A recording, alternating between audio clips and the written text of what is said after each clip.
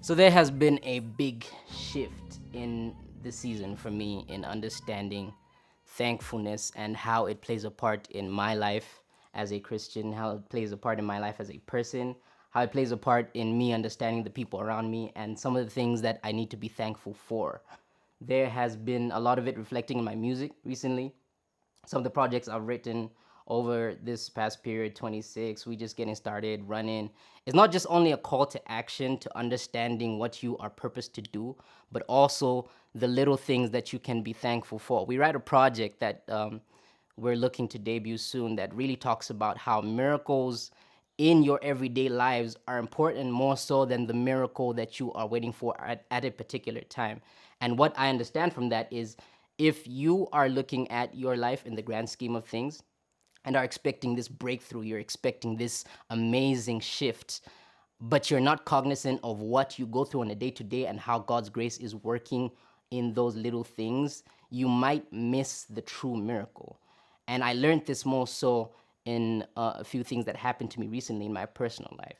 So, April, who a lot of people know is my mother, has been going through a lot lately. And one of the things that I really failed to understand, that one of the things that really broke me was seeing her health literally degrade before my eyes. I think in this period more than ever, I've come to understand that the person that you think is your biggest superhero is just as human as you are. And I think everybody could possibly say that their mother is one of the biggest superheroes that they look at today. Um, it all started when she fell ill, and I had to take that in as being okay, she's not well, but we're gonna move on from this. And we did move on from it. But then she fell ill again, and it was the same disease that caught her at that time. And I had to really reel myself in and understand that I can't just look at this as one of those things. I really have to be there, not only as her son, but also be there as a person to offer encouragement, to offer, strength, and pulling that not only from within myself, but from the grace of God in miracles that are working every day is important, especially in those moments, because then you look at it and you understand that it could be something that goes wrong right there and then. And if you didn't give that strength, if you didn't give that encouragement, you may regret not having been there. And that was the situation the first time she fell ill. I wasn't able to be there as much as I possibly would have loved to. And so that hit me hard. So when she fell ill again, I looked to God and I said, how do we fix this? And he kept telling me, like, look, the grace that I supply is sufficient each day in the little things that you're going through, not only this thing that you see before you. And that for me was the lesson, because there was a situation where we were waiting for a financial breakthrough, and we had been waiting on it for a very long time. It only came when she expressed thankfulness for something so minuscule.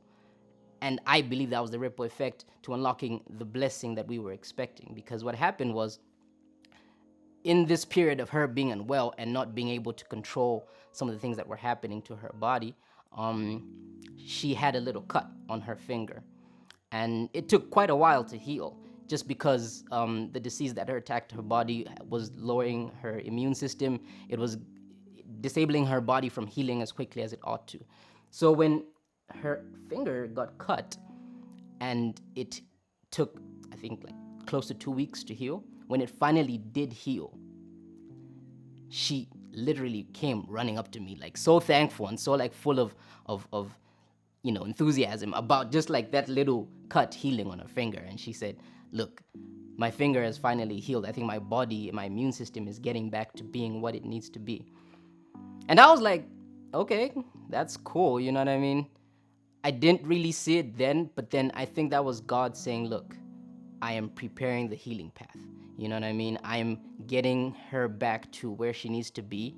And this act of gratitude is very important in this story, because the very next day, the financial breakthrough that we had been praying for over 2-3 weeks came through. And it came through in the most unlikely period, because I remember that day she kept telling me, I don't know if they'll credit my account today. I don't think they're even working today. I think it was a holiday, actually.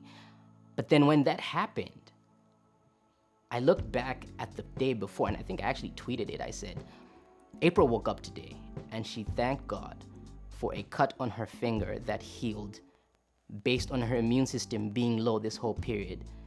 And the very next day, the financial breakthrough we had been praying for finally came to pass. And this is a lesson I've been learning throughout this season, in that miracles still happen. All you need is a little bit of magic. The little things that God is doing in your life today, and the grace that He's supplying each day for those little things, could be the one thing that leads to the grand scheme of things happening. And this is like one of the things we learn in even our everyday life, right? Forming a habit, right? You do one thing and it happens the next time and the next time and the next time. All those actions, all those consequences that you're building towards this grand scheme of things is what creates the puzzle that you have been trying to form with every little puzzle piece. And for me, that was like that little act of gratitude leading to that miracle, leading to that magic being able to be displayed through God's grace. I think I could easily have missed it. I was so focused on us needing that financial breakthrough that I missed it only until when the miracle came, at least the miracle I was expecting. And then when that came, I had to then look back at the little act of gratitude. Some of these things we miss, some of these things we don't expect, some of these things we only realize years later. I mean, I'm grateful that I realized it next day, but imagine if possibly I only realized it 2-3 years later, or even like a month later. I could have been locking things that were meant to be not only for that moment, but possibly even for moments to come in the future. The building of the story of how miracles happen in the little things, for me, is how some of the small things can build into the biggest things we expect, not only in our daily lives, but even in the grand scheme of things. I'm Tony Grammz, and that's my story.